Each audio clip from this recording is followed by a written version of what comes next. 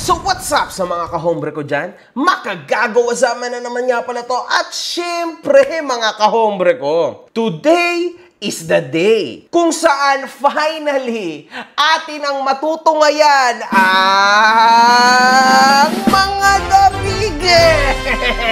biggest pamilya ng mga praning. The biggest pamilyang nilamunan ng social media. The biggest, pag may problema, ilalive na lang.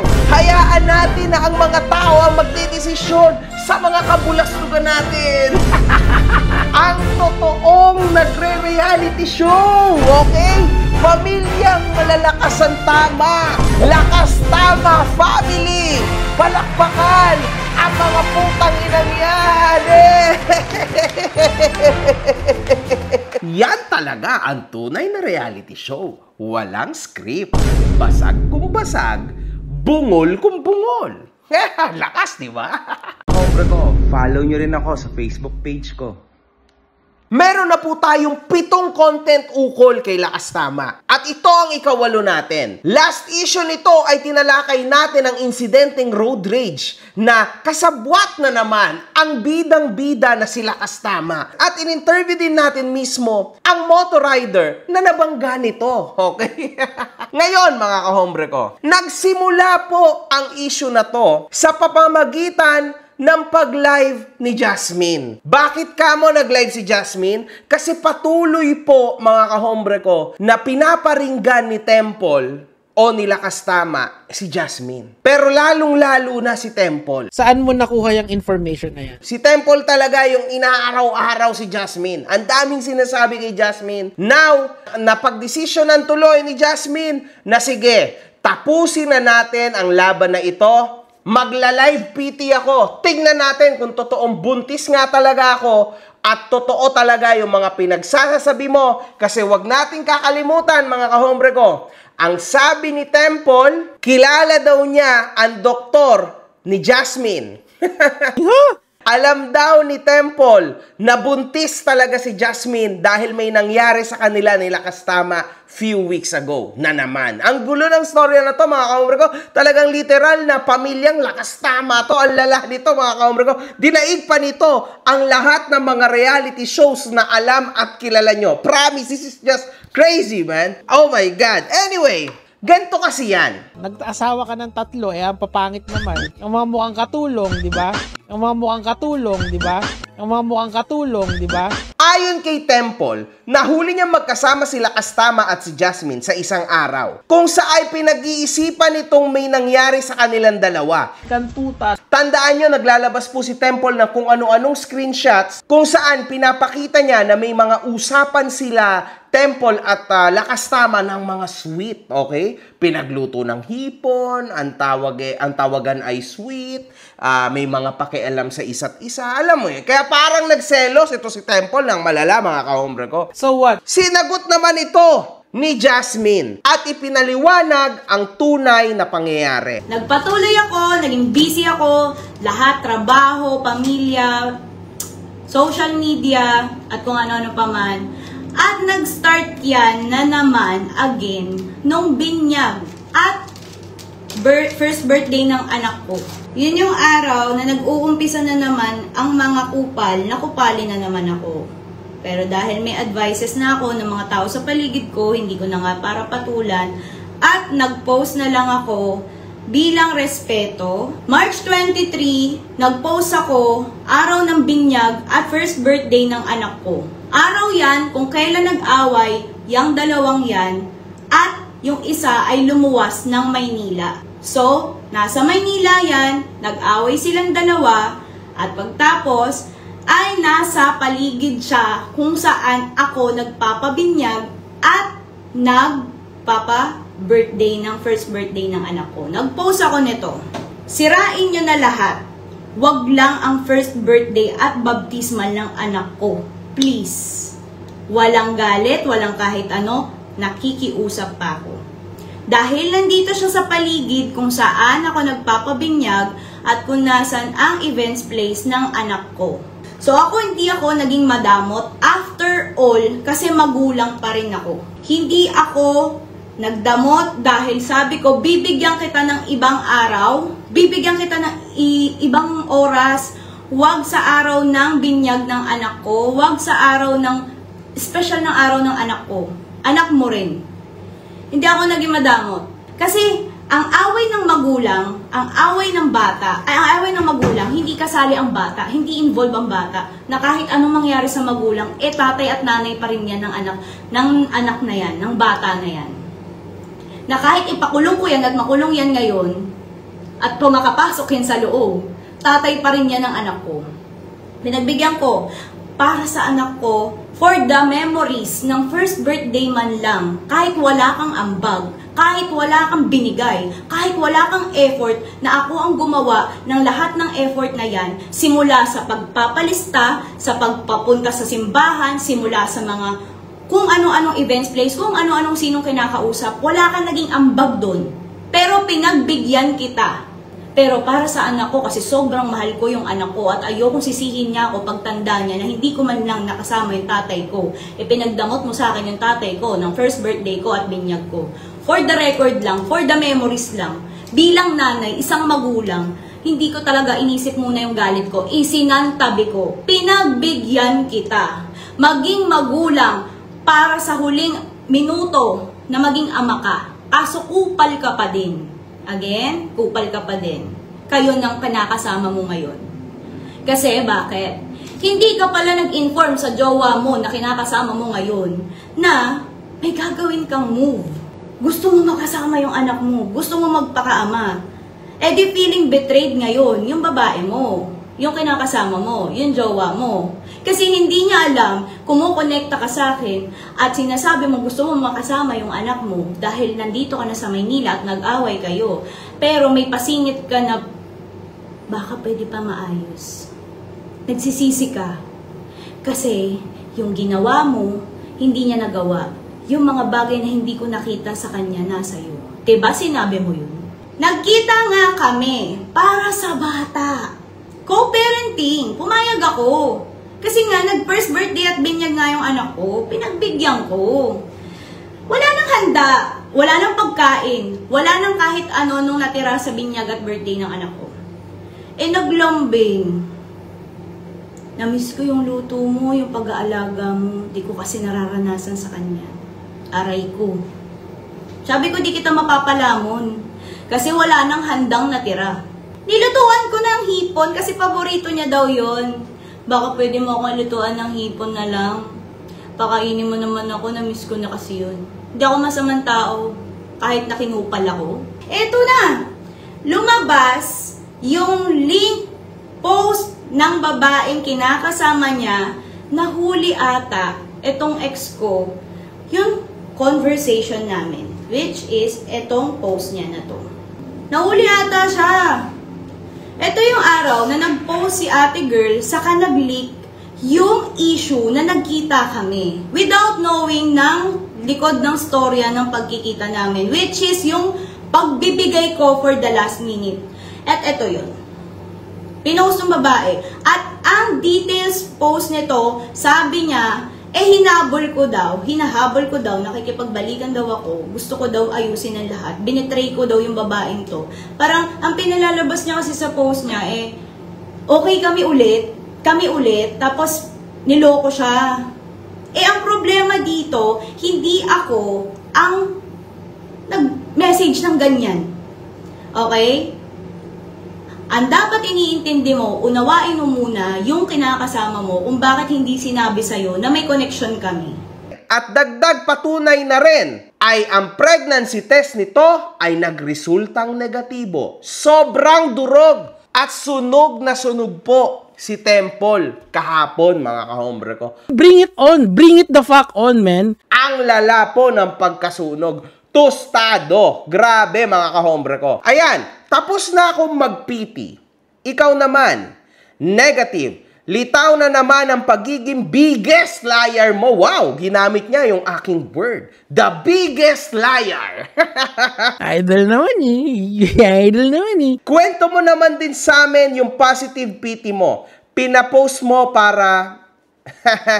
Yan, sabi ni Jasmine. Paano ka nag-ingat at nagpakananay Paano daw kuno naglaglag-laglagan? Paano ka nagpanggap para hindi ka iwan? Mga kahombre ko, pinapalabas din kasi ni Temple na siya ay buntis kay Lakas Tama. Pero sa nakikita ng mga netizens, hindi po siya buntis. And yes, tamang-tama si Jasmine kasi si Temple na ata ang the biggest liar sa buong social media dito sa Philippines. Sa tingin ko lang kasi grabe, ang dami niya pong dagdag bawas na kwento, no? Mapabuti lang sila sa storyline na ito. Crazy to, mga kahombre ko. Super crazy. Tapos, ito pa ang malala dyan. Kapag medyo nag-aalanganin siya sa social media, bigla siyang magto-turn off ng comments, magde-deactivate, bubugbugin sila kastama. Pagkatapos ng alam niyo yan, mga kahombre ko, bahala na kayo sa buhay nyo. Basta ang mahalaga, malinis ako. Pero, napansin ko rin, kapag po siya ay hindi na pinapansin ni Jasmine, doon ulit siya nakuha ng lakas ng loob at doon ulit siya magpo-post. Etong sa akin, Temple, you are actually super better than this. Kung sa tingin mo, walang kakwenta-kwentang tao si Jasmine, bakit patuloy ka pa rin naninira kay Jasmine every single day? Fucking shit. Bakit ka pa rin nai-insecure sa sinasabi mo may garapata sa mukha, ang pangit, puro bukbuk ang mukha? Bakit ka nai-insecure sa taong pangit, as you say, no? Tangina gago. Alam mo, girl, babae ka, kapwa mo babae, sinasabihan mo ng ganyan. So, wala naman ako doon. Hindi ako nasasaktan. Bakit? Yung tinatawag mo ng ganyan. Ito lang naman yung taong nagdaan sa pagiging nanay, sa pagbubuntis, sa 2 bata, at yung taong sinasabihan mo ng ganyan ay hindi dumedepende sa itsura na panlabas. Again, hindi ako para magaganyan sa'yo. Bakit? Ang weird mo, no? Diba? Tapos, kapag nababash ka, ang pag-iinitan mo, sila kastama. Nako, Lakas Tama, nagkabaliktad. Dati-rati ikaw ang nambubugbog, ngayon ikaw ang nabubugbog. Ang saya ng sambayanang Pilipino. Mukha mo, sobrang pangit. Ayon din kay Jasmine, nagagawang mag-send ni Lakas Tama ng pera para sa pa-check up ng kanilang anak. At ayon kay Temple, ay sa kanya galing ang pera na ito, mga kahombre ko. Okay, regarding to that, sa Gcash na yan, binigay-bigay daw, galing din daw sa kanya.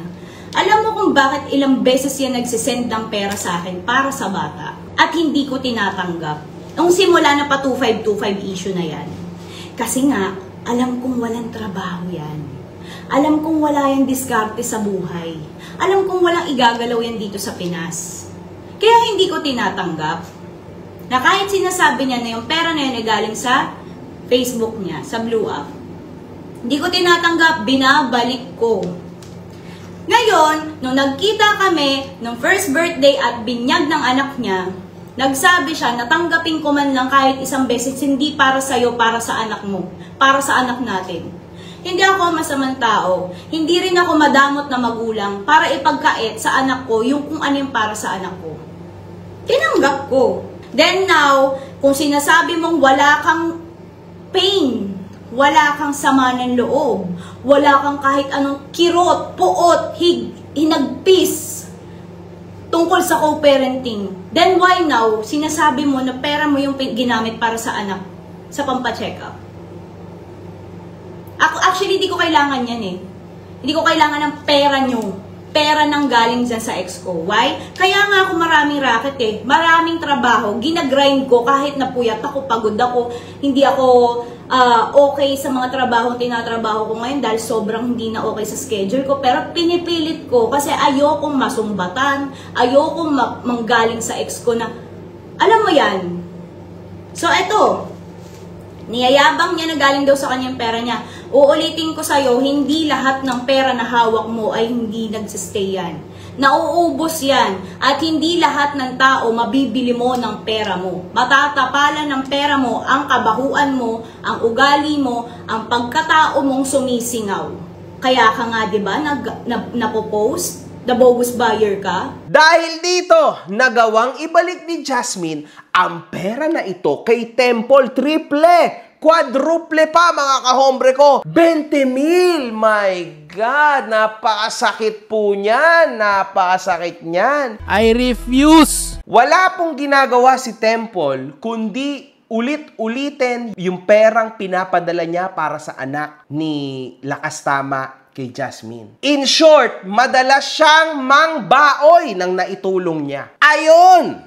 Tuloy, ibinalik ni Jasmine. Labis-labis pa, mga kahombre ko. Ayan talaga yung pinaka-turning point sa buong situation na to.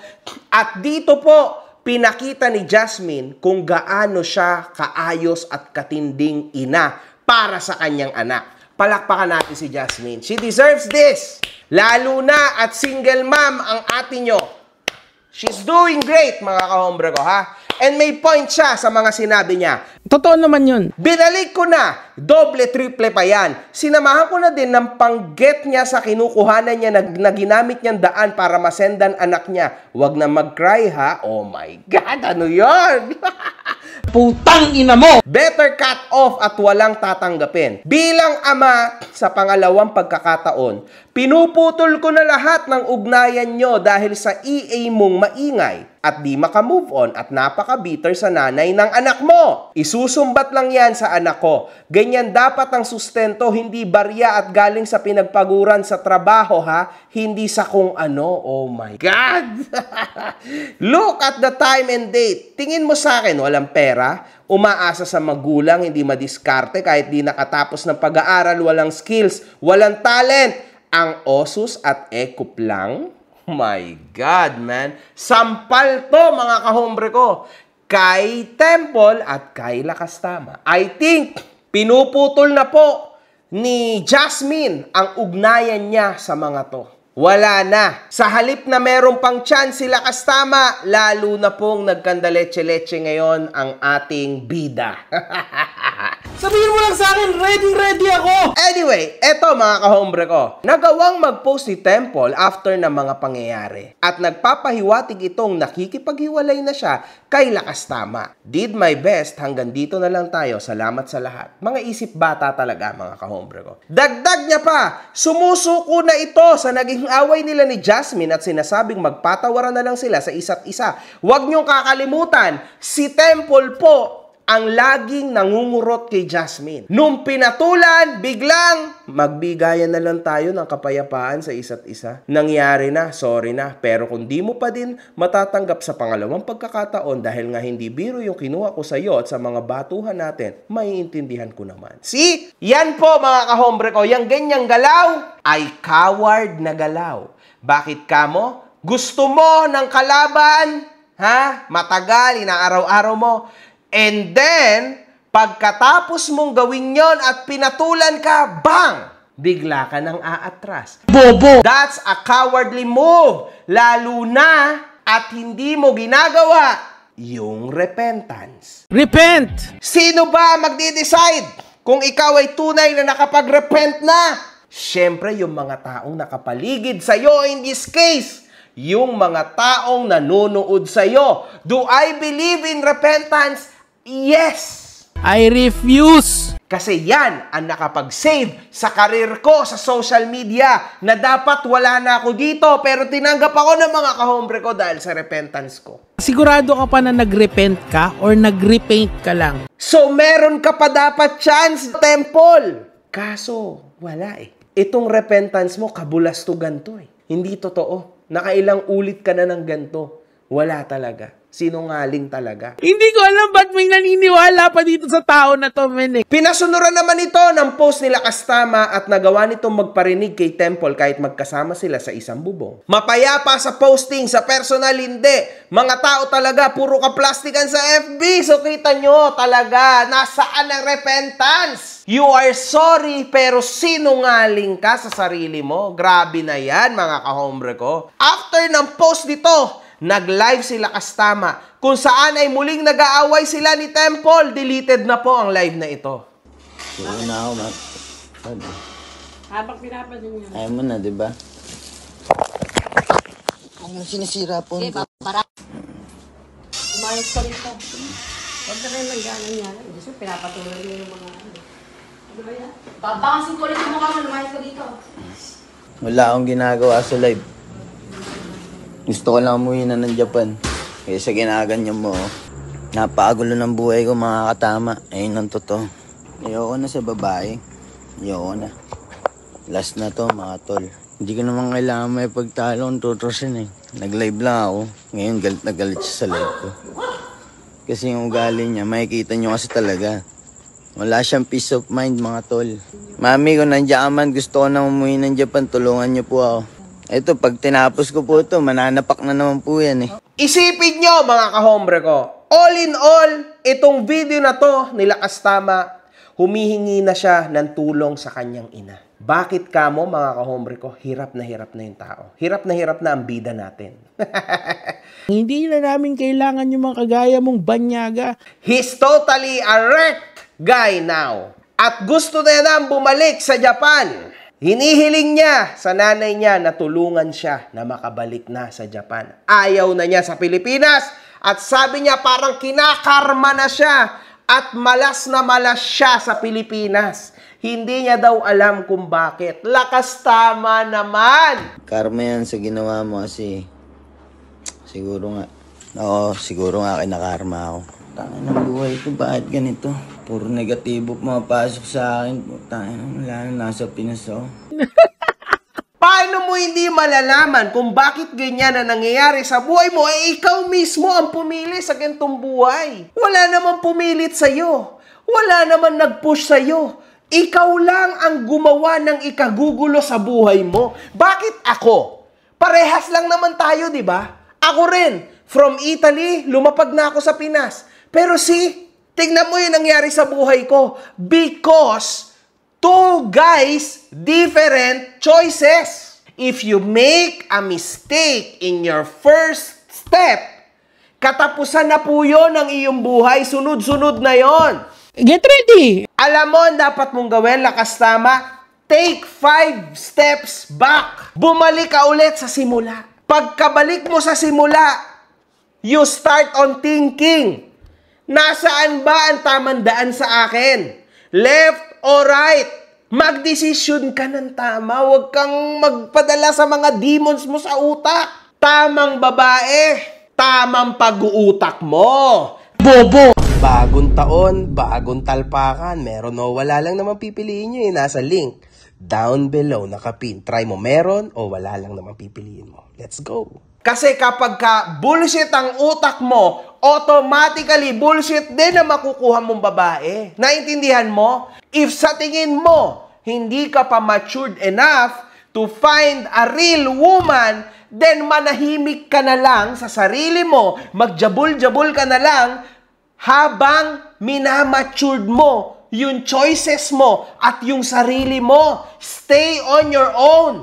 Or better yet, dun ka muna sa nanay mo. Baka sakaling matulungan ka ni lakas mama. I will not allow that. O ng kapatid mo o ng kung sino man sa pamilya mo to be a changed man. Kung sa ganyan, kunwari mga kahombre ko, maabsuelto sila Kastama sa ikinaso ni Jasmine sa kanya. Nakipaghiwalay si Temple sa kanya. It's still the same, mga kahombre ko. He will never change. Lagi niya naiisip, ayos pala, nalusutan ko lahat ng kabulastugan ko. Uulitin ko ulit. Ang kailangan kasi ng tao na to, totoong life lesson. Yung tipong nasa ilalim ng tulay talaga, yung talagang walang tumutulong sa kanya.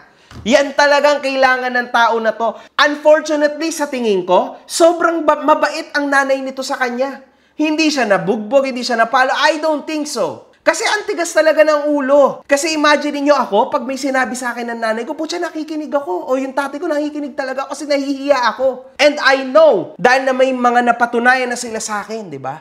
And syempre, yung misis ko, ngayon, na umayos talaga sa akin, nag-form sa akin ng ayos. Pero yung pangatlo, which is yung asawa mo, it will come after. Usually, mga magulang mo muna ang makakatulong sa'yo. My God, guys! Napaka-easy lang nito, lakas tama. Bakit hindi mo magawa sa sarili mo? Ano ba nangyayari sa'yo? Yung mga demons mo sa utak, tanggalin mo yan. Wrong company ka kasi. Mistake circle. Pero sa isang banda, ang hirap mo rin tulungan kasi iba ka.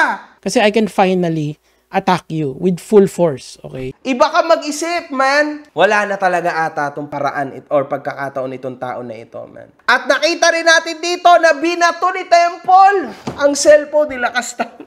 Kaya mami, tulungan.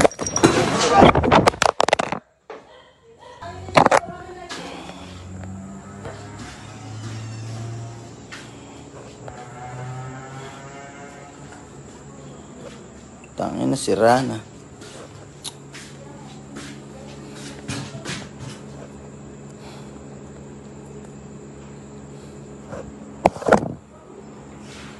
Ano nangyari sa puno?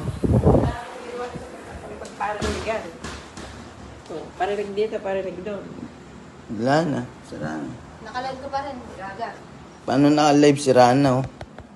Di nga malaki. Patayin mo. Kailangan di mapatay, oh. Fucking shit.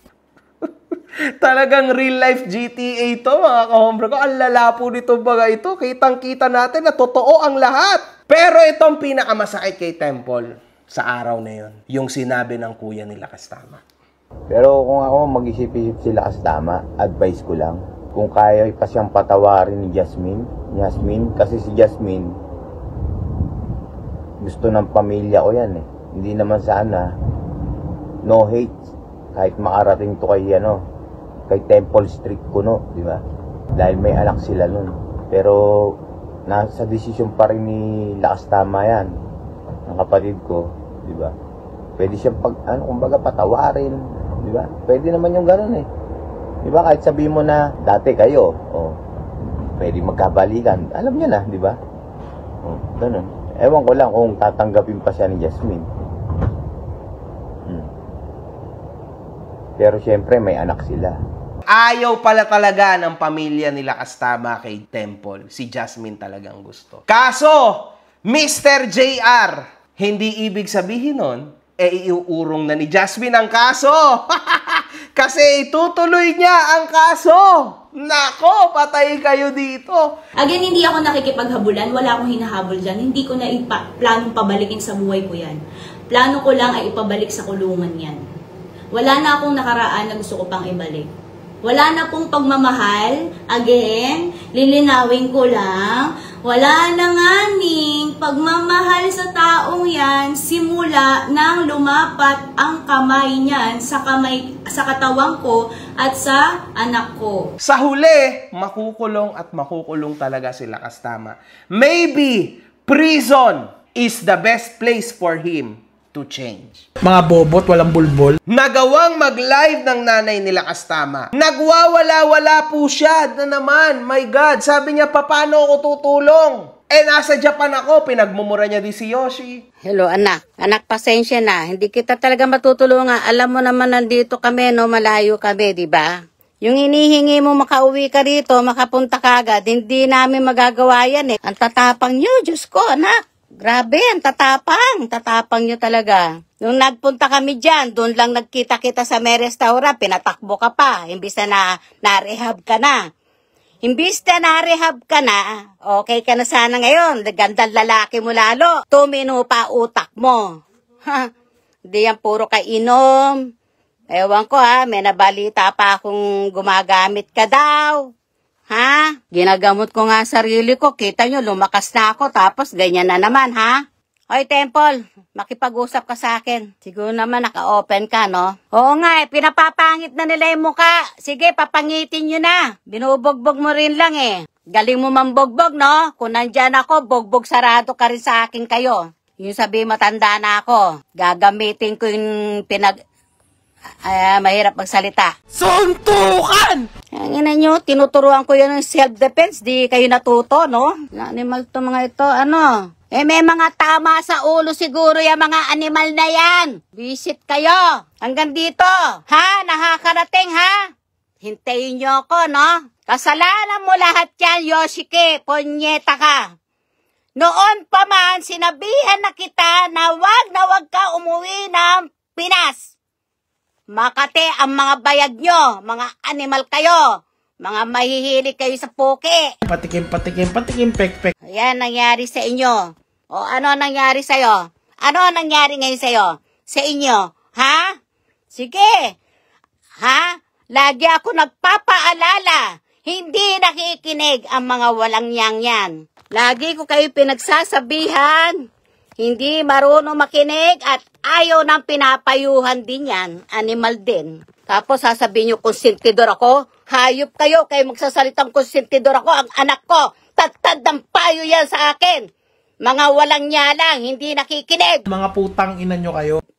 Demonyo kayo Yung mga ito, maka-comment, kala mo mga sino? Arte nyo, yabang nyo Kala mo sino kayo, hype kayo Huwag nyo akong ano dyan Hindi nyo ako, mahirap magsalita. Mga napipikon kayo, samantalang kayo din, nagsasabi-sabi ng kung ano-ano. Ngayon kayo, pikon. Sira ulo ba kayo, mga ulol kayo? Kapal na mga mukha nyo Maghinay-hinay kayo titignan nyo muna yung mga sarili nyo. Punyeta de oro kayong lahat Putang ina mo! Kailangan ko ng saklolo, mami. Ano ako? Jet?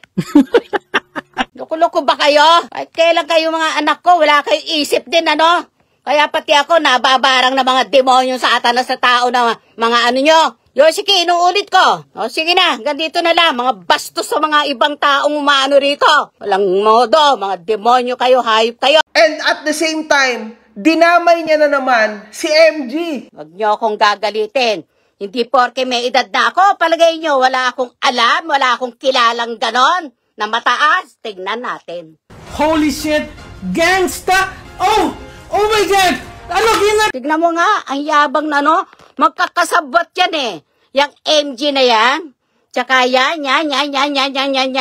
Pinaliligiran ka ng mga demonyo, anak. Dinala ako nagbabanggit ng mga pangalan dahil demonyo sila. Madam, lakas mama. Huwag niyo naman akong idamay sa mga ganyang situation. Hindi kasi kayo nanunood ng tama sa mga videos ko. My videos are entertaining. Pero kung manunood ka at makikinig ka, meron kang mapupulot na something. Wala ako dito para siraan kayo, para tarantaduhin kayo man, tapos na tayo sa ganyan. This is a complete awareness and real talk lang para sa iyo at sa iyong anak, sa mga pinaggagawa ng anak mo sa social media. Hindi kami magkakasabwat dito or whatsoever, no. Kasi, hindi naman kami criminal-minded para pagsabwatan namin sila kastama. For what? Anong makukuha namin dyan? May makukuha ba kami? Sasabi mo, views? Mas matindi ba ang bayad kung sisiraan namin sila kastama? Di ba ganun din naman? Kaya siraan o magdagdag o magsabi ng totoo at relax, same lang naman yun Totoo naman yun. Diba? Same lang ang binabayaran na views. And sa isang banda, lakas mama, huwag mo laging sasabihin na, nagpapasikat lang kayo for engagement, for views. Lahat naman tayo Kasama ka na doon. Ba't kayo nagpe-Facebook? Bakit kayo nagiging influencers? Dahil sa pera. Ako, itinatanggi ko ba yun? Siyempre hindi. Itatanggi ko ba yung nagpapakain sa pamilya ko? Itatanggi ko ba yung nakatulong sa akin, sa buhay ko? No.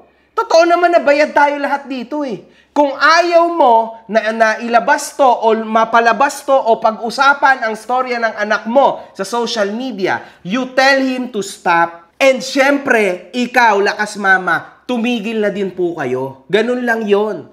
Kasi sa bawat live mo, video mo, hindi po kayo mapapasama o madadamay dito. Kasi public, nakapublish Normal lang po yun. One love. Good fucking vibes. Ayoko na sa'yo. Naintindihan mo ba? Tanggalin mo yung charity na yan, di ba? Tang inagago. Mukha mo, sobrang pangit.